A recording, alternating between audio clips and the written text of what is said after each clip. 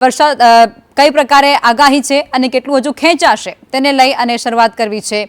રાજ્યમાં હવામાન વિભાગ તરફથી એક મોટી આગાહી થઈ છે, જેમાં એક સાથે 3 વરસાદી સિસ્ટમ એ સક્રિય જોવા મળી રહી છે અને જેને કારણે વરસાદ વરસી તો શકે છે। આગામી 2 થી 3 જુલાઈ સુધી રાજ્યમાં વરસાદ રહે તેવી શક્યતા વ્યક્ત કરવામાં આવી છે। ક્યાંક છૂટો છવાયો વરસાદ રહેશે, પરંતુ પવનની ગતિ થોડી ઝડપી રહેશે અને જેને કરી અને માછીમારોને દરિયો ન ખેડવાની ખાસ સૂચના આપી દેવામાં આવી છે। નદી પટનાઈ વિસ્તારોમાં, દરિયા પટનાઈ વિસ્તારોમાં ન જવાની ખાસ સૂચના આપી દેવાઈ છે। ગુજરાતના અનેક જિલ્લામાં વરસાદની આગાહી છે અને સાથે 40 થી 60 કિલોમીટર પ્રતિ કલાકની ઝડપે પવન પણ ફૂંકાઈ શકે છે। ગરમી અને વરસાદ સાથે ઉકળાટ યથાવત રહેશે તેવી પણ આગાહી વ્યક્ત કરવામાં આવી છે। તો હવામાન વિભાગ દ્વારા આગાહી વ્યક્ત કરવામાં આવી છે, જેમાં એક સાથે અત્યારે 3 જેટલી સિસ્ટમ સક્રિય બની ચૂકી છે અને જેને કારણે આવનારા દિવસોમાં એટલે કે આગામી 2 અને 3 જુલાઈએ વરસાદ એ રાજ્યભરમાં વરસી શકે છે।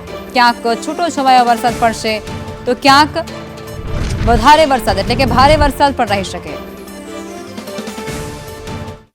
मौसम प्रणालियाँ हैं, इसमें एक वेस्टर्न डिस्टर्बेंस है जिसका कि एक्सिस 5.8 किलोमीटर पे है एज ए ट्रक और उसकी पोजीशन है 77 डिग्री ईस्ट 25 डिग्री नॉर्थ। इसके साथ एक जो साइक्लोनिक सर्कुलेशन कल नॉर्थ गुजरात पे था वो अभी मध्य प्रदेश और आसपास के एरिया में है, जिसका कि एक्सटेंशन 3.1 से 5.8 किलोमीटर अबव मीन सी लेवल है। और एक इसके साथ ही सीजनल ट्रफ है जो पंजाब से बिहार है अक्रॉस यूपी और हरियाणा। इनके प्रभाव से उम्मीद कर सकते हैं कि अगले 7 दिनों में हमारे जो गुजरात रीजन सौराष्ट्र कच्छ में आइसोलेटेड से स्कैटर्ड रेनफॉल एक्टिविटी की हो सकती है। और जिसमें अगर बात करें भारी वर्षा की तो आज डे 1 में भी थोड़ा एक्सपेक्टेड है। जो वेस्ट एमपी के लगते हुए डिस्ट्रिक्ट हैं जैसे हमारा छोटा उदयपुर, नर्मदा, तापी, डांग, इसमें कहीं कहीं भारी वर्षा हो सकती है।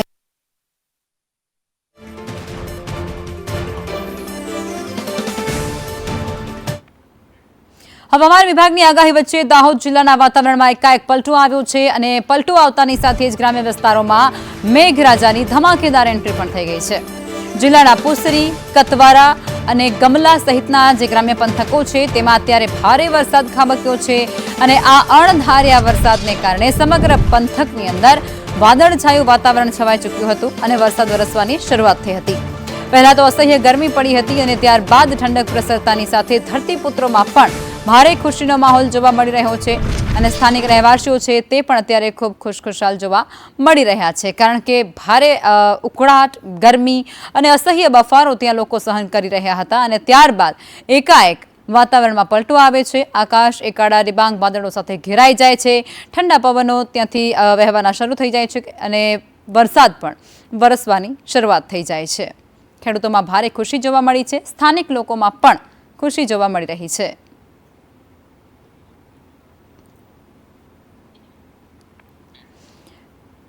ગુજરાતમાં ચોમાસાની સત્તાવાર એન્ટ્રી થઈ ગઈ હોવા છતાં પણ મેઘરાજા હજુ સુધી રીસાયેલા જોવા મળે છે। ગત વર્ષની સરખામણીએ ચાલુ વર્ષે જૂન મહિનામાં વરસાદનો ગ્રાફ એ ચિંતાજનક રીતે નીચે ઉતરી રહ્યો છે। આખરે કેમ આ વર્ષે વરસાદ ખેંચાયો છે, શું છે તેની પાછળના હવામાન શાસ્ત્રીય કારણ અને ડેટા સાથે જ વૈજ્ઞાનિક વિશ્લેષણ સાથે સમજીએ કે આ સંપૂર્ણ અહેવાલમાં શું આંકડાકીય વિગતો સામે આવે છે। આંકડાની નજર કરીએ તો જૂન 2025 વિરુદ્ધ જૂન 2026માં ગયા વર્ષ અને આ વર્ષના જૂન મહિનાના આંકડા એ ખૂબ ચોંકાવનારા છે, તદ્દન અલગ અલગ જોવા મળે છે। જૂન 2025માં અને આ વર્ષે જૂન મહિનામાં સામાન્ય કરતાં 115% જેટલો ભારે વરસાદ નોંધાયો હતો, જેમાં ગુજરાત રિજિયનમાં સામાન્યથી 21%થી પણ વધુ અને સૌરાષ્ટ્ર અને કચ્છ વિસ્તારોમાં સામાન્યથી 31% સુધીનો વરસાદ ખાબક્યો હતો। અને હવે વરસાદ ક્યારે આવશે એ ગ્રાફિક્સ ઉપર પણ નજર કરી લઈએ અને કઈ રીતે વરસ્યો હતો તેના પર। તો જૂન 2025માં ગુજરાત રિજિયનમાં સામાન્યથી 21% વધુ વરસાદ નોંધાયો હતો, જે અત્યારની સ્થિતિ છે। સૌરાષ્ટ્ર અને કચ્છમાં સામાન્યથી 31% વધુ વરસાદ નોંધાઈ ચૂક્યો છે। અત્યારે સૌરાષ્ટ્ર કચ્છમાં પણ વરસાદની કમી છે। 2026ની વાત કરીએ જૂનની, તો ચોમાસાની ગતિ અત્યારે ખૂબ જ ધીમી હાલી રહી છે, ખૂબ ધીરે ધીરે તે આગળ વધી રહ્યું છે। એથી પહેલા મહારાષ્ટ્રમાં અટવાઈ પણ ગયું હતું, ત્યારે 4 થી 18 જૂન સુધી 91% સુધી વરસાદની ઘટ થઈ ગઈ છે। 25 જૂન બાદ ચોમાસું શરૂ થયું હતું, પણ વરસાદ વરસવાની શરૂઆત વિધિવત રીતે નહોતી થઈ. ગુજરાત રિજિયનમાં સામાન્યથી 21%થી પણ વધુ વરસાદ નોંધાઈ ચૂક્યો છે. સૌરાષ્ટ્ર અને કચ્છમાં જે સામાન્યથી 31%થી વધુ વરસાદ 2025માં હતો, જે અત્યારે જૂનમાં ખૂબ ઓછો જોવા મળે છે.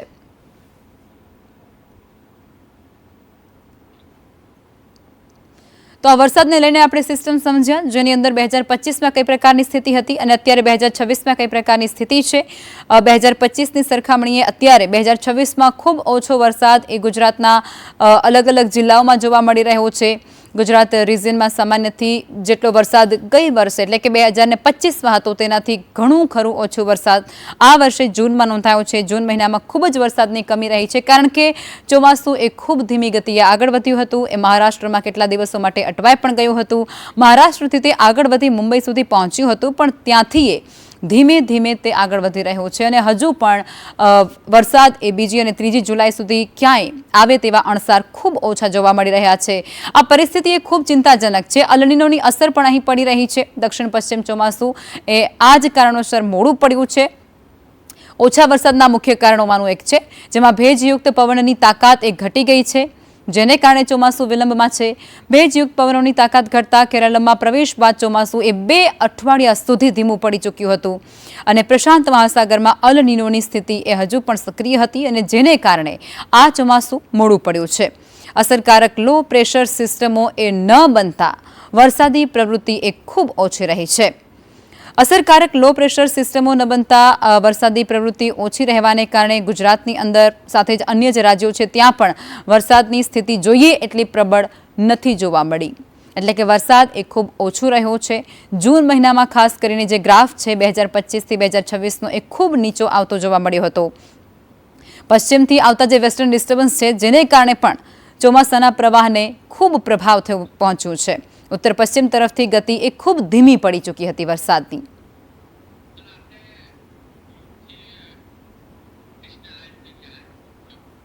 અને આજ મુદ્દે ન્યૂઝરૂમથી કૃષ્ણા અમારી સાથે સહયોગી જોડાઈ ચૂક્યા છે.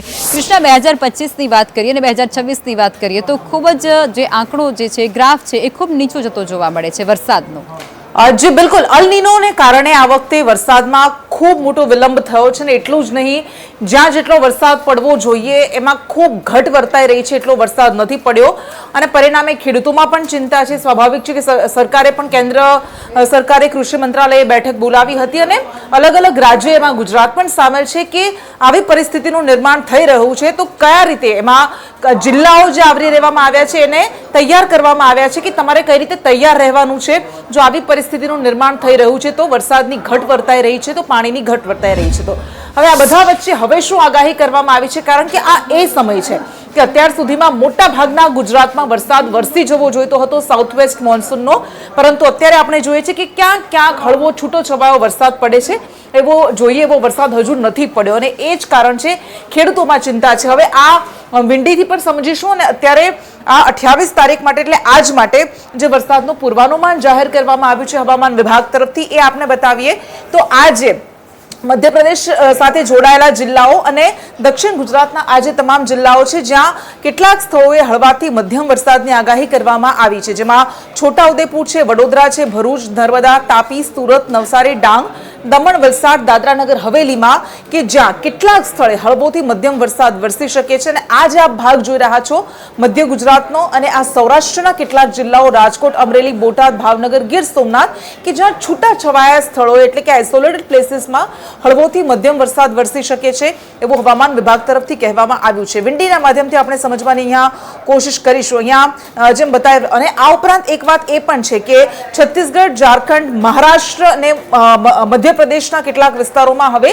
વરસાદ માટે સાનુકૂળ સ્થિતિ સર્જાઈ રહી છે તેવું હવામાન વિભાગ તરફથી કહેવામાં આવ્યું છે.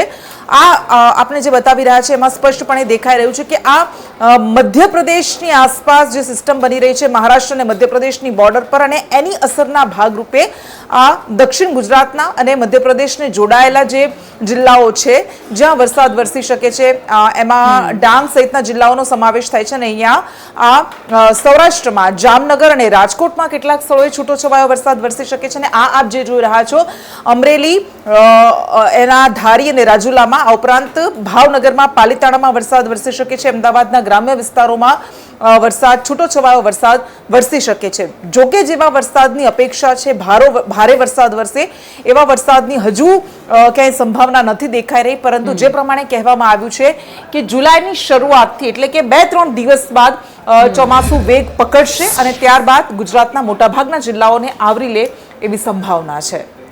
બિલકુલ આભાર કૃષ્ણ, આપ જોડાયા તે બદલ.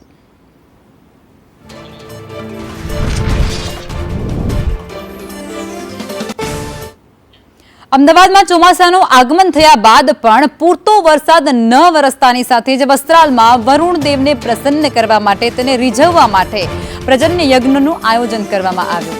આ યજ્ઞમાં 11 યજમાનોએ સાથે મળી અને ભાગ લીધો હતો. સારા વરસાદ માટે પ્રભુને પ્રાર્થના પણ કરી હતી. ખેડૂતો તેમજ અબોલ જીવોને ગરમી અને પાણીની અછતમાંથી રાહત મળે તે માટે વિશેષ પ્રાર્થના કરવામાં આવી હતી. પૌરાણિક માન્યતાઓ મુજબ વરુણ દેવને રીઝવવા માટે પ્રજ્ઞ યજ્ઞનું આયોજન કરવામાં આવતું હોય છે જેમાં 11 લોકો આ વખતે જોડાયા હતા.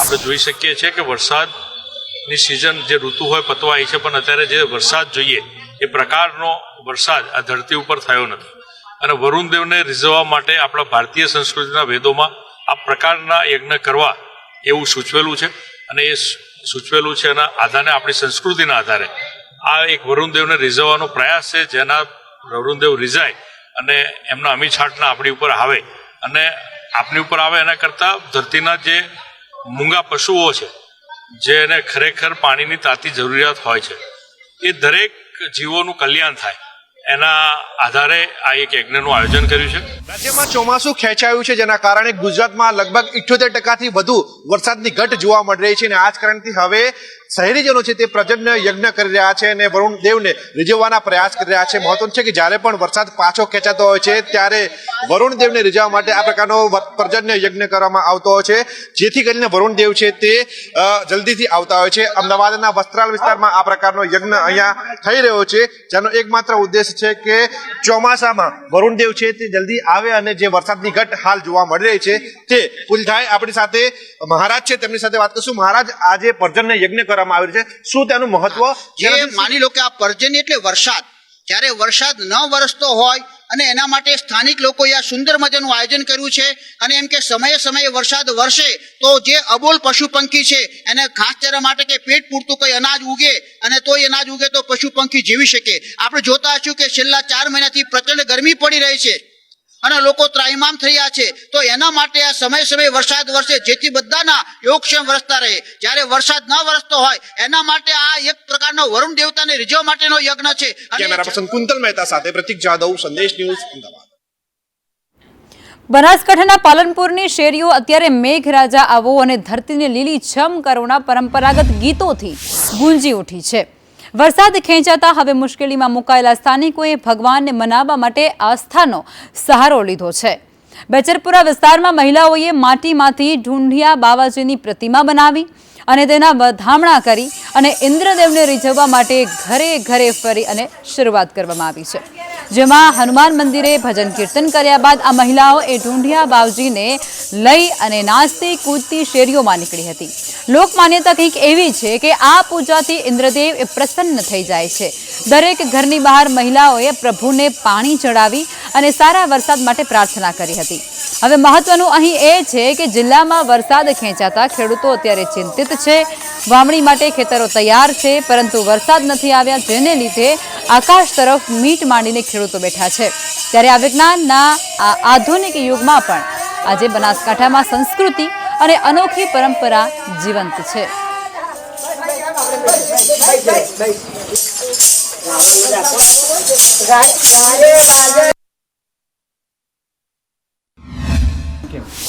ચોમાસું ક્યારે ચાલુ થઈ જાય પણ બનાસકાંઠામાં છે વરસાદ નહીં, એટલે વરસાદના કારણે એટલે અમે ઢુંઢિયા બાપજી કાઢીએ છીએ. એટલે મેઘરાજાને વિનંતી કરીએ છીએ કે પધારો મેઘરાજા. બનાસકાંઠામાં જો પશુઓ માટે, પંખીઓ માટે, અમારા ગાયો માટે અમારી એવી વિનંતી છે, ખેડૂતો માટે, બધા માટે વરસાદની બહુ જરૂર છે. એટલે અમે મેઘરાજની માગણી કરીએ છીએ. આ શું પરંપરા છે આની પાછળ? આ વર્ષો પહેલીની પરંપરા છે. ઢુંઢિયા બાપજી બધા કાઢતો એના આપણે ઢુંઢિયા બાપજી લઈને ફરે એટલે મેઘરાજાને આવવું પડે. મેઘરાજા ભગવાન જરૂર પધારશે અને આવશે, અમને વિશ્વાસ છે. આ ઢુંઢિયા બાપજી બધી પ્રાર્થના કરીએ, ગલીએ ગલીએ ફરશું લઈ, જે પુનદાન આવશે એ કરી દઈશું અને વરસાદની ખૂબ ખેંચ પડી જશે. એટલે આપણે બધાના માટે મોંઘવારી બધા માટે આપણને મુશ્કેલી પડે, સાચવવું બધી રીતે જોવે, પૈસો ટકો બધી રીતે. એની પરંપરાથી અમે આ ઢુંઢિયા બાપજીની પ્રાર્થના કરીએ છીએ, હનુમાનજીને પ્રાર્થના કરીએ છીએ. અમે આ ઢુંઢિયા બાપજી કર્યા છે ને હવે ગલીએ ગલીએ ફરશું અને પછી એમને સારી જગ્યાએ પાણીમાં તેરવી દઈશું. એ અમારી પરંપરા છે. એટલે પહેલાં ગામડામાં બધા કાઢતા હતા, એટલે અમે જોડાતા બરાબર. અને આ ગામડામાં ઘેર ઘેર ફરતા બધા ગામડામાં આ ઢૂઢીઓ લઈને ફરતા. અને વરસાદ તો જરૂર આવતો, તળાવ ભરાતા, નદીઓ હેડતી, એટલો વરસાદ આવતો બરાબર. અને હવે પાણી કોઈ વરસાદ બીજો આવતો છે નહીં. એટલે અમે બધી બહેનો ભેગી થઈ, અંજલિ મંડળ છે અમારું ચાલે છે બરાબર. એટલે અમે ભેગી થઈ બધી બહેનો અને આ ઢૂઢિયાનો વિચાર કરી અને ઢૂઢિયો હવે કાઢીએ બરાબર. કે મેઘરાજાને પ્રાર્થના કરીએ અમે બધી બહેનો કે મેઘરાજા તમે હવે વરસાદ મોકલો અમારા માટે, એમ પક્ષીઓ માટે, ગાયા માટે, એમ બધાને જરૂર છે, ખેડૂત માટે. તો તમે એમ કે વરસાદ મોકલો તો સારામાં સારું છે. અમારે પાણીની બધી તકલીફો છે, એમ પક્ષી માટે તકલીફો છે, ગાયા માટે તકલીફો છે બરાબર. એટલે અમારે પાણીની જરૂર છે, એટલે અમે આ બધા ઢૂઢિયો કાઢીએ છીએ. રાજકોટમાં ડિમોલેશન વખતે પાણીનું કરોડો રૂપિયાનું એંધાણ, જેમાં ડિમોલેશન વખતે અધિકારીઓએ 23 લાખ રૂપિયાનું જંગલેશ્વરમાં બેઠા બેઠા પાણી પી ગયા. જંગલેશ્વરમાં ડિમોલેશન વખતે કરોડોના કૌભાંડની આશંકા વ્યક્ત થઈ રહી છે. આગેવાન પરસોત્તમ પીપળિયાએ અનેક એવા ગંભીર આક્ષેપો કર્યા છે. મનપાના અધિકારીઓ પર કટકી કર્યા હોય તે પ્રકારના પણ ગંભીર આરોપો મૂકવામાં આવ્યા છે. પીપળિયાની હરિસિંહ સુચરિયા સાથે ખાસ વાતચીત અને એ વાતચીતનો ઓડિયો પણ અત્યારે વાયરલ થયો છે, જેમાં કહેવાય છે, હરિસિંહ એવું કહે છે કે અમે 5000 પાણીની બોટલોનું વિતરણ કર્યું હતું. ઉમિયા મંડપના માલિકે જૂઠાણું ફેલાવ્યા હોવાનો દાવો તેઓ કરે છે. મનપાના કોન્ટ્રાક્ટરે 8 રૂપિયા વસૂલ્યા હોવાનો પણ મસમોટો આક્ષેપ છે. હવે આ ભ્રષ્ટાચારના આક્ષેપો વચ્ચે મનપા તંત્ર એ શંકાના ઘેરામાં છે. જંગલેશ્વર ડિમોલેશન પાછળ જે બિલ મૂકવામાં આવ્યા છે તે રાજકોટ નહીં પરંતુ સમગ્ર ગુજરાત છે તે અત્યારે વિચારતું થઈ ગયું છે. ત્યારે સામાજિક અગ્રણી પરસોત્તમભાઈ પીપળિયા છે, તમારા દ્વારા ગઈકાલે એક પોસ્ટ મૂકવામાં આવી હતી, ત્યારબાદ ખળભળાટ છે તે મચી ગયો છે, શું કહેશો? અમોએ પણ પાણી અને ખાદ્ય સામગ્રી સહિત મેટાડોર ભરીને વિતરણ કરવા ગયેલા અને 3 દિવસ સતત અમે ત્યાં હતા. અમોએ પણ પાણી ખરીદેલું છે. જે 2 પ્રકારની બોટલ હોય છે. જે ચોરસ બોટલ આવે છે એ પાતળું પ્લાસ્ટિક હોય છે અને એક ગોળ બોટલ જાડા પ્લાસ્ટિકની આવે છે. એટલે જે જાડું પ્લાસ્ટિક છે એ બોટલનો ભાવ જ 18 રૂપિયા છે. અમે ખરીદેલી બોટલનો ભાવ જાડા પ્લાસ્ટિકની. તો આ તો પાતળું પ્લાસ્ટિક હતું. એટલે આ બોટલનો ભાવ 2 રૂપિયાની આસપાસ છે. આમાં પાણીની કિંમત હોતી નથી, બોટલની કિંમત હોય છે. તો 2 રૂપિયાની આસપાસની કિંમતની બોટલના 8 રૂપિયા એટલે કે 4 ગણા પૈસા. અહીંથી આ ભ્રષ્ટાચાર અટકતો નથી. તમે એની ક્વોન્ટિટી તપાસો તો ક્વોન્ટિટી પણ 4 ગણી છે. 1000 રૂપિયાનું એમઆરપી લખ્યું હોય એ તમને 150 રૂપિયામાં આપે છે. તમે આ ચાલો મારા ભેગા એમઆરપી થી નીચા ભાવે આપતા હોય છે. એટલે એમઆરપી તો આ ભ્રષ્ટાચારને પ્રોત્સાહિત કરવા માટે એમઆરપી વધુ દર્શાવવામાં આવે છે. હકીકતમાં બોટલની કિંમત છે, આજે તમારે 1 લાખ બોટલ જોઈ, 5 લાખ બોટલ જોઈ, 18 રૂપિયામાં સારામાં સારા પ્લાસ્ટિકની બોટલો હું આપને અપાવું. એટલે આ સ્વયં સ્પષ્ટ નક્કી થઈ ગયેલું છે કે ભાવમાં પણ 25%ના 100% કર્યા છે અને ક્વોન્ટિટીમાં પણ એવું જ છે. આટલી ક્વોન્ટિટીમાં હોઈ શકે આખું ગામ પાણી પાવા આવ્યું હતું. 5000 બોટલ તો પહેલે દિવસે અમે આવ્યા હતા, આપ જાણો છો એ સિવાય કેટલી સંસ્થાઓએ પાણી અને ભોજનની વ્યવસ્થા કરી હતી. તો મારી દ્રષ્ટિએ આ તદ્દન ગેરવ્યાજબી છે અને આમાં ભ્રષ્ટાચારની બદબુ આવે છે ને આવે જ છે. એટલે આ જે ઉપરવાળાને શોધવાની જરૂર છે એ મારી દ્રષ્ટિએ થવું જોઈએ. ચોક્કસ આ હતા સામાજિક અગ્રણી પરસોત્તમભાઈ પીપળિયા કે જેના દ્વારા ગઈકાલે સોશિયલ મીડિયામાં એક પોસ્ટ છે તે મૂકવામાં આવી હતી. કોર્પોરેશન છે તેમાં જે રેડ કાર્ડ છે તેમાં પાણીની બોટલના 8 રૂપિયા છે તે મૂકવામાં આવ્યા છે. ત્યારે પરસોત્તમભાઈ પીપળિયા છે તેના દ્વારા આ સમગ્ર બાબતનો પર્દાફાશ કરવામાં આવ્યો હતો અને 2 થી 2.5 રૂપિયામાં જથ્થાબંધમાં આ પાણીની બોટલ પડતી હોય છે. ત્યારે કોર્પોરેશને 8 રૂપિયા ચૂકવ્યા છે. ત્યારે જવાબદારો સામે યોગ્ય કાર્યવાહી કરવામાં આવે તે પ્રકારની માંગણી છે તેમના દ્વારા કરવામાં આવી છે. કેમેરામેન વિપુલ બોરીચા સાથે દિવ્યેશ જોશી, સંદેશ ન્યૂઝ, રાજકોટ.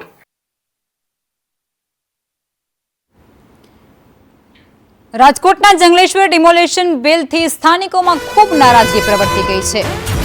સ્થાનિકો કહે છે કે અમારા ઘર તોડતા હતા અને અધિકારીઓએ કાજુ કતરી ખાતા હતા. પાણી, કાજુ કતરી અને રોડનું 3 કરોડનું મસ્ત મોટું બિલ એ અત્યારે આખા જ રાજકોટમાં ચર્ચાનો વિષય છે. સ્થાનિકોમાં ભારે આક્રોશ છે. અધિકારીઓએ ડિમોલેશનના નામે તોડ કર્યા હોવાનો પણ આક્ષેપ છે. વૈકલ્પિક વસવાટ ન મળ્યા હોવાનો પણ સ્થાનિકો દાવો કરે છે.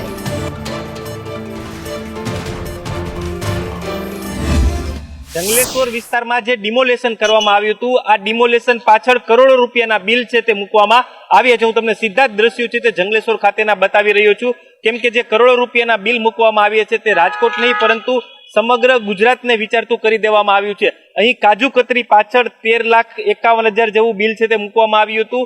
પાણીની બોટલ કે જેની એમઆરપી 5 રૂપિયા છે, 200 ml એમઆરપી 5 રૂપિયાની જે આ બોટલ મળે છે તેના 8 રૂપિયા છે તે કોર્પોરેશને ચૂકવ્યા છે. ટોટલ જે 3 કરોડ રૂપિયા જેવો ખર્ચો છે તે કરવામાં આવ્યો છે. ત્યારે મારી સાથે અહીં કેટલાય સ્થાનિકો છે, આપણે સ્થાનિકો સાથે પણ વાતો કરશું. બેન, જંગલેશ્વર ડિમોલેશન કરવામાં આવ્યું હતું તેની પાછળ 3 કરોડ રૂપિયા ખર્ચો કરવામાં આવ્યો છે, શું કહેશો? તો અમારા હાટું એ લોકો બધું કાજુ કતરી બધું થોડું ખાધું છે. અમારા મકાન ફાડી દીધા છે. અમે 10,000 ભાડું ભરતા થઈ ગયા છે. અત્યારે છોકરા હેરાન છે. અમારા ધંધા વગરના થઈ ગયા. દુકાનનું ભાડો, મકાનનું ભાડો, અમારે શું કરવાનું હવે? બેના 3 કરોડ કાજુ કતરીમાં ને એમાં ખર્ચ, એના કરતા તમને ઘર બનાવી દીધા હોત તો? એના કરતા અમારું ઘર રાખ્યા હોત ને તોય સારું હતું. આ લોકોને કેમ અમારે ઘર રાખ્યા હોય તો સારું હતું. કલેક્ટર નું આવે ને કમિશનર નું આવે ને અમારે શું સમજવાનું? કાકા, અહીં જયારે ડિમોલેશન ચાલતું હતું ત્યારે પાણીની બોટલો, કાજુ કતરીઓ ખાવામાં આવી હતી, શું કહેશો? હા, ખાવામાં આવી હતી, પણ આ બધું ખોટું જ છે, સમજા. આવી રીતે પબ્લિકને હેરાન કરવાની જ વાત છે, બીજું કાંઈ નહીં, સમજા. હા, શું કહેશો તમે? આ ડિમોલેશન દરમિયાન લાખો રૂપિયાના તાઇફાઓ છે તે કરવામાં આવ્યા છે. એ આવ્યા એમાં કાંઈ અમારે નથી. એના કરતા રાખી દીધું હતું તો મકાન ને એ બધું તો શું એને વાંધો? આમાં ખર્ચો કર્યો, આમાં હજી કાંઈ ઉપાડતો તો હે નહીં. આમને બધું પડ્યું, અમારા ધંધા એમને બંધ છે. હજી અમારે એમાં કરવું શું હોય? આ ઘણી બધી સામાજિક સંસ્થાઓ છે તે પણ અહીં આવી હતી, સેવાઓ કરવા માટે, પાણી પીવડાવતી હતી, વિનામૂલ્યે ભોજન આપતી હતી. ઘણી બધી સામાજિક સંસ્થાઓ હતી, એ આવી હતી. બાકી તો ક્યાં કોઈ હતું આવતું હતું? એના ઓલા સાહેબ બધા કરાવતા હતા, નાસ્તા પાણી ને એવું કરતા હતા.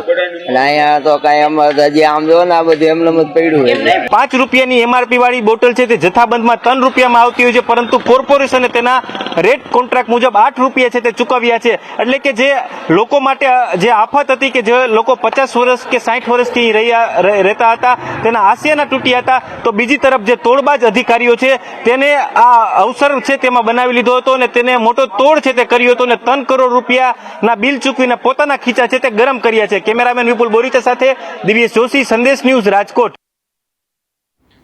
અને આ તરફ રાજકોટ શહેરમાં અંધેર નગરી અને ગંડુ રાજા જેવો એક ઘાટ સર્જાયો હતો અને તેમાં જ અત્યારે વધુ વિગતો પણ સામે આવી રહી છે. કારણ કે વિકાસના નામે જે ડિમોલેશન ત્યાં કરવામાં આવ્યું હતું એનો ખર્ચ એ કરોડો સુધી પહોંચ્યો છે. સ્થાનિકો અત્યારે નારાજ છે. ચર્ચા આખા રાજ્યમાં છે. જંગલેશ્વરના ડિમોલેશનનો ખર્ચ એ 3 કરોડને પાર પહોંચી ચૂક્યો છે. આ વિગતો એ સૂત્રો તરફથી મળી રહી છે, જેમાં 1500 ગેરકાયદેસર દબાણ તોડવા માટે અધિકારીઓએ ત્યાં તોતિંગ ખર્ચ કરી નાખ્યો છે.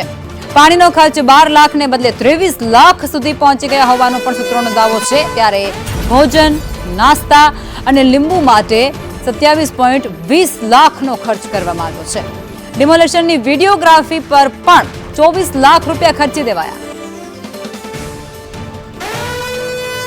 અને આ જ મુદ્દે સંવાદદાતા દિવ્યેશ અમારી સાથે લાઈવ જોડાઈ ચૂક્યા છે. દિવ્યેશ, આ જંગલેશ્વરનું ડિમોલેશન એ પોતે તો ચર્ચામાં હતું, પરંતુ હવે એના પાછળ થયેલો ખર્ચો એ ડિમોલેશન કરતાં પણ ડબલ ગણો ચર્ચામાં આવી ગયો છે અને કોઈ જવાબદાર અધિકારીઓ એ જવાબ આપવા માટે તૈયાર નથી.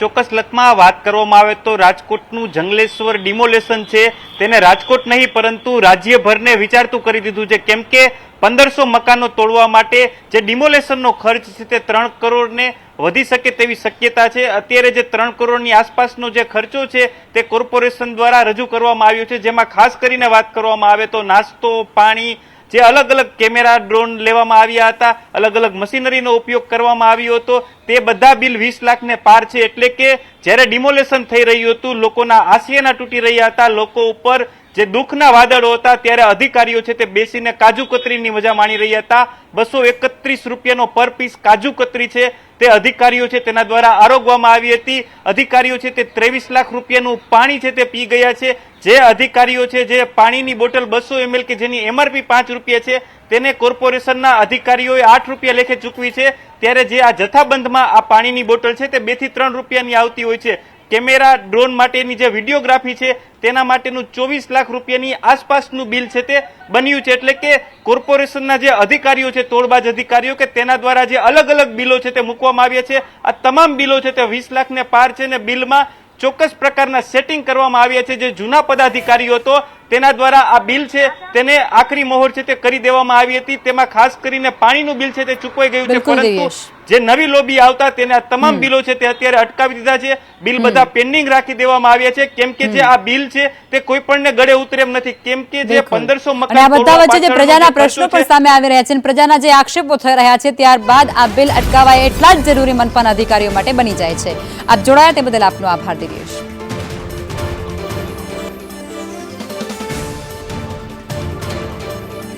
રાજકોટની પણ સુરત શહેરમાં પણ અંધેર નગરી અને ગંડુ રાજા જેવો જ ઘાટ સર્જાયો. સુરતના એ નાશનનગર ડિમોલેશનને કોઈ નથી ભૂલ્યું અને તેને લઈ અને હવે અધિકારીઓ જાગ્યા છે. સંદેશ ન્યૂઝના સતત સવાલ બાદ, સતત ધારદાર અહેવાલો બાદ સુરતના સત્તાધીશોએ જવાબ આપવો પડ્યો અને તેઓએ પોતાની ઊંઘને ત્યજવી પડી. સુરતમાં ઘર વિહોણા બનેલા 100 જેટલા પરિવારોને શેલ્ટર હોમ ખસેડવા માટે આવી ચૂક્યા છે. રાંદેર અને કતારગામ ઝોનના હોમમાં તેમને આશ્રય અપાયો છે. ભરીમાતા કોમ્યુનિટી હોલમાં ઘર વિહોણા એ તમામ લોકોને આશ્રય આપવામાં આવ્યો છે અને અંતે પાણી અને લાઇટની પાયાની વ્યવસ્થા પણ આપવી પડી છે. નાસિરનગરના ઘર વિહોણા લોકોનું હેલ્થ ચેકઅપ પણ કરવામાં આવ્યું છે. આરોગ્ય વિભાગ દ્વારા 29 જૂન સુધી મેડિકલ ટીમો પણ ત્યાં તૈનાત કરાય છે. હાઈકોર્ટના કડક વલણ અપનાવ્યા બાદ તંત્ર એ આખરે આળસ ખંખેરી અને કામે લાગ્યું. નાસિરનગર ડિમોલેશન મામલે અંતે હાઈકોર્ટ દ્વારા પાલિકાને ટકોર કરતા તેમના દ્વારા જે અસરગ્રસ્તો હતો તેમને માટે હાલ કરીને વૈકલ્પિક વ્યવસ્થાઓ કરવામાં આવી છે. તે કતાર ગામના જે કોમ્યુનિટી હોલ ખાતે કરવામાં આવી છે, તે ઉપરાંત રાંદેરના જે ડિસ્ટ્રિબ્યુટ પણ કરવામાં આવી છે, અલગ અલગ જગ્યાએ કરવામાં આવી છે. હાલ આપણે જોઈ શકાય છે કે જે નાસિરનગરના જે પ્રભાવિત લોકો છે તેમને હાલ કતાર ગામના જે ખાનગી કોમ્યુનિટી હોલ છે SMC દ્વારા સંચાલિત ત્યાં મૂકવામાં આવ્યો છે. અત્યારે તમામ લોકોનું જે છે મેડિકલની વ્યવસ્થાઓ પણ કરવામાં આવી છે, એટલે કે તમામ જે પ્રભાવિત લોકો અસરગ્રસ્ત તમામનું હેલ્થ ચેકઅપ કરવામાં આવી રહ્યું છે. સીધા દ્રશ્યો જોઈ શકો છો, અહીં જે છે સુરત મહાનગરપાલિકાની હેલ્થ સેન્ટરની ટીમ તૈનાત કરવામાં આવી છે. તે તમામ જે પ્રભાવિત લોકો છો તેમનું જે છે ચકાસણી કરવામાં આવી રહી છે. એક બાદ એક જે જરૂરી પ્રમાણે દવાઓ આપવામાં આવી રહી છે. જે રીતે વાત કરવામાં આવે ત્યારે 28 દિવસ બાદ પાલિકા જાગી છે. તેમના દ્વારા હાઈકોર્ટના ટકોર બાદ આ અસરગ્રસ્ત પરિવારોને જે છે વૈકલ્પિક વ્યવસ્થાઓ કરવામાં આવી છે.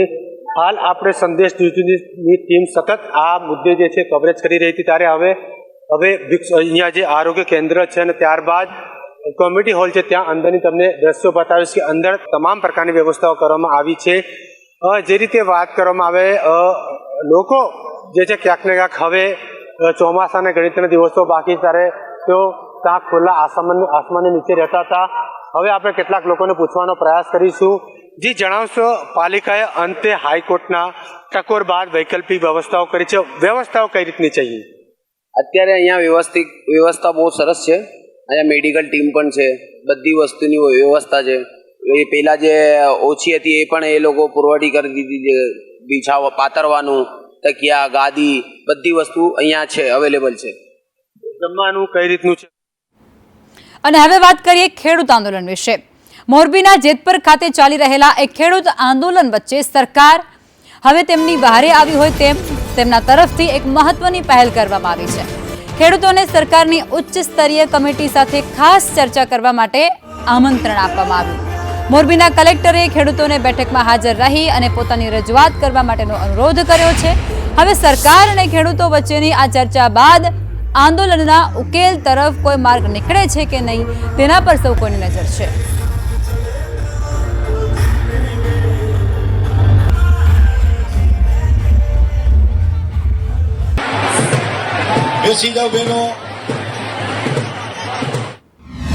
જે રજૂઆતો છે ખેડૂતોની એ બાબતે સરકારશ્રીમાં રજૂઆત કરવામાં આવી હતી. સરકારશ્રીએ ખૂબ જ પોઝિટિવ વલણ રાખીને આજે એ રજૂઆતો સંદર્ભે એક પત્ર મને કરવામાં આવ્યો છે. એ પત્રની વિગત હું આપ બધાના સાથે શેર કરું છું. રાજ્ય સરકાર પણ ચર્ચા સંવાદ કરીને માંગણીઓનું આખરી સ્વરૂપ આપવા માટે તૈયાર છે. તો ઉપરોક્ત સંદર્ભે રાજ્ય સરકાર વતી ખેડૂત કમિટી અને આગેવાનોને રાજ્ય સરકારની ઉચ્ચ સ્તરીય સમિતિ સાથે સંવાદ અને ચર્ચા કરવા માટે સરકાર વતી આમંત્રણ પાઠવવામાં આવે છે. રાજ્ય સરકાર ચોક્કસ માને છે કે ખેડૂતોના હિતમાં ચર્ચા અને સંવાદથી જ ખેડૂતોના હિતમાં નિર્ણય લઈ શકાય. ખેડૂત સમિતિના સભ્યોને રાજ્ય સરકારની લાગણી અને ચર્ચા માટે બોલાવવા રાજ્ય સરકાર વતી આમંત્રણ પાઠવવા વિનંતી છે.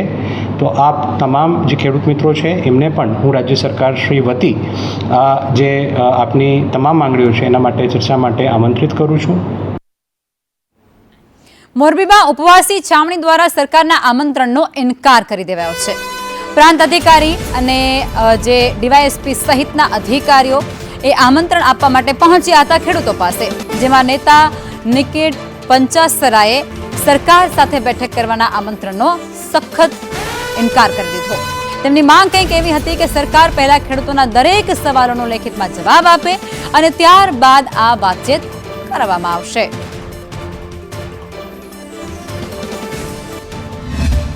તમારી માંગણી આ છે અને અમે આટલું તો દેશું જ, બરોબર. એ 6 પોઈન્ટ ઉપર સ્ટેન્ડ ક્લિયર કરે અને એ સ્ટેન્ડ ક્લિયર કરીને એનો પત્ર સાથે અમને આમંત્રણ લેટર આપે, જેથી કરીને અમે અભ્યાસ કરી શકી કે સરકારશ્રીના જે માણસો દ્વારા જે સરકારશ્રી એમને આપવા માંગે છે એ વસ્તુ આ છે અને અમારી માંગણી આ છે. એ બંનેનો અમે અભ્યાસ કરશું, પછી જ અમે ગાંધીનગર ચર્ચા કરીએ છીએ. તે પહેલાં તમે કઈ રીતે કરી શકીએ? અત્યારે આ લેટરમાં ખાલી જે અમને એસડીએમ સાહેબ દેવા આવ્યા હતા આમંત્રણ, એમાં તો ખાલી એટલું લખેલું છે કે સરકારશ્રી પોઝિટિવ છે, તમે આવો. પણ પોઝિટિવમાં તો વારી વખતે જ્યારે આ ટ્રાન્સમિશન લાઈન મુદ્દો જેતપર 1 મહિનાનો નથી, આ 1 થી 1.5 વર્ષનો મુદ્દો જૂનો છે. વાંઠિયાનું આંદોલન લઈ લો, ત્યારથી આ મુદ્દો ચડગે છે, બરોબર. ત્યારે પણ એ પણ ગાંધીનગર ગયા હતા, બરોબર. પછી દ્વારકાવાળા જઈને આવ્યા, કોંઢવાળા જઈને આવ્યા, બધાને આશ્વાસન મળેલા છે. એટલે હવે ખેડૂતો વિશ્વાસ કરવામાં અચકાય છે. મોરબીના જેતપર ગામે ખેડૂતોનો વિરોધ એ હજુ પણ યથાવત છે. આંદોલન વચ્ચે પણ વીજ લાઇનનું કામ એ ચાલુ રાખવામાં આવ્યું છે. મંત્રીની કામ બંધ રાખવાની ખાતરી એ અહીં સદંતર નિષ્ફળ નીવડી છે. ઉપવાસી નેહુલ અમૃતિયાના ખેતરમાં જ પોલ નાખવામાં આવ્યા છે. ખેતી અને પાકને નુકસાન થવાનો દાવો પણ ખેડૂતો કરી રહ્યા છે.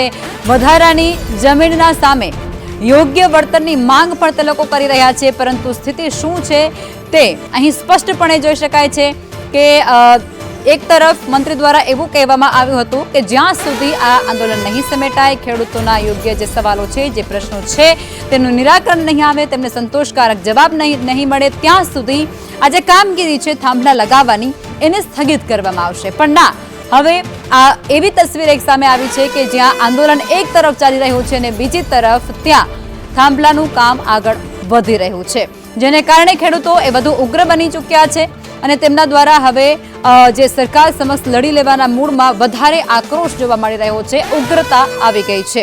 કારણ કે જ્યાં એક તરફ પહેલ કરવામાં આવતી હતી કે ભાઈ નહીં થાય થાંભલાનું રોપણ, એ અટકી જશે, ખેડૂતો આંદોલન પર બેઠા હતા અને ત્યારબાદ આંદોલન એક તરફ ચાલુ છે પણ બીજી તરફ કામગીરી ચાલુ થતા અનેક સવાલો ઉઠ્યા છે.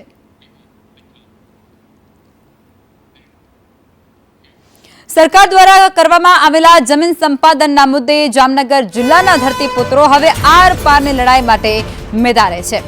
જેતપુરમાં ચાલી રહેલા ખેડૂત આંદોલનને વ્યાપક સમર્થન આપી અને જામનગરના ખેડૂતો પણ વાહનોના મોટા કાફલા સાથે ત્યાં જવા માટે રવાના થઈ ચૂક્યા છે. આ આંદોલનની અંદર જિલ્લાના અંદાજે 40 જેટલા ગામોના પ્રભાવિત ખેડૂતો મોટી સંખ્યામાં એક થઈ અને જોડાઈ ગયા છે. પોતાની ફળદ્રુપ જમીન સામે યોગ્ય બજાર ભાવ તેમને મળવું જોઈએ અને નહીં મળે ત્યાં સુધી આ લડત ચાલુ રાખવાની તેમના દ્વારા ચીમકી ઉચ્ચારાય છે. જેતપુર જે આંદોલન હાલે છે અત્યારે મોરબીમાં એ જગ્યાએ સમર્થન આપવા અહીંથી 30 થી 40 ગામના જણા 150 ગાડીઓ જો પાછળ પડી છે બધા ફોર વ્હીલ લઈને જાય છે અને કામને બીજા રાજ્યમાં જે વળતર મળ્યું છે 2 થી 3 કરોડ રૂપિયા એ અમને મળે, બસ આજ માંગણી છે.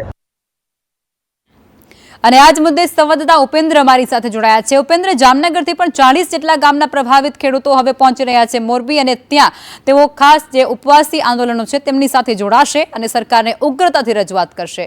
શું કહેશો?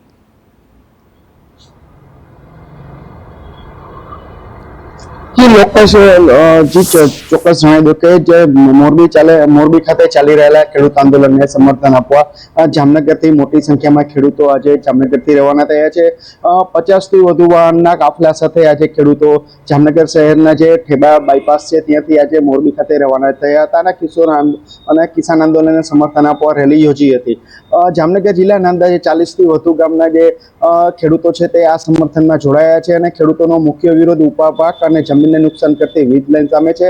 આડેધડ વીજ લાઈનોને જે ખેડૂતોનો જે ખેતર છે ખોદાણ કરવામાં આવે છે અને યોગ્ય જે રીતે ખેડૂતોને જે આર્થિક નુકસાન થઈ રહ્યું છે તેના સમર્થનમાં હાલ અત્યારે જામનગરના જે ખેડૂતો છે ભેગા એકઠા થઈ રહ્યા છે અને આ આંદોલનમાં સમર્થન આપવા પહોંચી ગયા છે. ખેડૂતોએ જણાવ્યું કે આ કોઈ લડાઈ એક જ્ઞાતિને નહીં પરંતુ જામનગર સહિત હાલ અત્યારે દેશભરમાં અને ગુજરાતભરમાં જે ખેડૂતો છે તેની સાથે છે. જય જવાન જય કિસાનના નારા સાથે આ જે રેલી છે એ જામનગરથી નીકળી હતી. એટલે કહી શકાય કે જો ખેડૂતોએ સાથે સાથે જણાવ્યું હતું કે જો સરકાર તેમની માંગણીઓ પર યોગ્ય નિર્ણય નહીં લે તો આગામી સમયમાં આ આંદોલન ઉગ્ર બનાવવામાં આવશે અને આ આંદોલન જામનગરથી પણ આગામી સમયમાં શરૂ થાય તેવા પણ મંડાણ મંડાઈ રહ્યા છે. બિલકુલ, આભાર ઉપેન્દ્ર, આપ જોડાયા તે બદલ. કપડવંજમાં ફટાકડા ફેક્ટરીમાંથી થયેલા ભયાનક વિસ્ફોટના મામલામાં હવે સ્થાનિક વીજ વિભાગની ભૂમિકા પણ શંકાના દાયરામાં આવી ગઈ છે. જરૂરી વહીવટી મંજૂરીઓ વગર જ આ ગેરકાયદેસર ફેક્ટરીને કઈ રીતે વીજ કનેક્શન આપી દેવામાં આવ્યું તે બાબતે હવે તીખા સવાલો થઈ રહ્યા છે. ઘટના સ્થળે તપાસ માટે પહોંચેલી MGVCLની જે ટીમ હતી તે ત્યાં મીડિયાના કેમેરા જોતાની સાથે જ પોતાની ગાડીઓ લઈ અને તાત્કાલિક ત્યાંથી ભાગી છૂટી. હવે ફેક્ટરીની અંદર વિસ્ફોટક કેમિકલના પીપની બિલકુલ બાજુમાં જ લાઈવ વીજ મીટર ધમધમી રહ્યું હતું અને તે છતાં પણ તે તપાસ કરવામાં નહોતી આવી. સ્થાનિક લોકોમાં ચર્ચા કંઈક એવી છે કે વીજ કંપનીના અધિકારી શૈલેષ કડિયાએ નિયમો નેવે મૂકી આ કનેક્શન આપ્યું. અને આજ મુદ્દે સંદીપ અમારી સાથે જોડાયા છે. સંદીપ, આખી વિગતો શું છે? કઈ પ્રકારે MGVCLના અધિકારીઓ શંકાના ઘેરામાં આવ્યા? ચોક્કસથી લખમાં વાત કરવામાં આવે તો ગઈકાલે જે બ્લાસ્ટની ફેક્ટરી એટલે કહી શકાય કે કપડવંજમાં જે ફટાકડાની ફેક્ટરીમાં પકડાઈ હતી જેની અંદર ગઈકાલે બ્લાસ્ટ થયો હતો ને ત્યારબાદ આ ઘટના પ્રકાશમાં આવી હતી. સમગ્ર મામલાની વાત કરવામાં આવે તો આ જે ફેક્ટરીમાં બ્લાસ્ટ થયો હતો તેને ઘણા જ વિભાગોની પોલ ખોલી નાખી છે, કારણ કે સ્થાનિક પોલીસ તંત્ર, વહીવટી તંત્ર અને જે આ કંપનીને આપતી મંજૂરીઓ છે સાથે સાથે MGVCL છે તેની પણ પોલ ખોલી હતી. આજની વાત કરવામાં આવે તો આજે આ જે બ્લાસ્ટ થયેલી ફેક્ટરી છે તેની અંદર વીજ મીટરો કાઢવા માટે આજે MGVCLની ટીમ ફેક્ટરી ઉપર પહોંચી હતી, પરંતુ ત્યાં મીડિયાના કેમેરા દેખતા જ તેમને ત્યાંથી રવાના થવાની તૈયારી બતાવી પોતાની ગાડી સાથે ફરાર થઈ ગયા હતા. પરંતુ ચોક્કસથી જે સ્થાનિક લોકોમાં ચર્ચા છે તે મુજબ વાત કરવામાં આવે તો જે વીજ કંપનીના બાકી જ અત્યારે MGVCLની જે ટીમ છે ત્યાંથી ભાગી ચૂકી હતી તેને લઈને અનેક સવાલો થઈ રહ્યા છે. આક્ષેપો ગ્રામજનો જે કરી રહ્યા છે તેના પર પણ હવે સૌ કોઈની નજર છે. આપ અમારી સાથે જોડાયા, આપનો આભાર.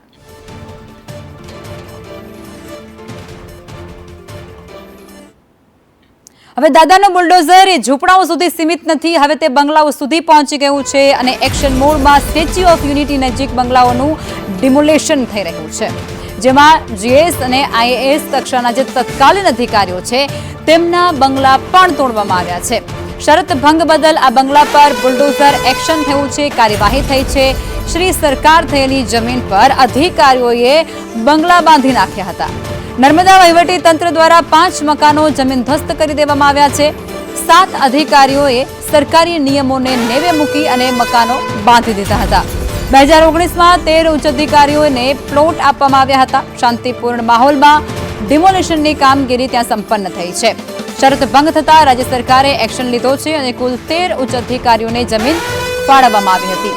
6 અધિકારીની જમીન એ શ્રી સરકાર થતા ત્યાં ડિમોલિશન હાથ ધરાયું છે.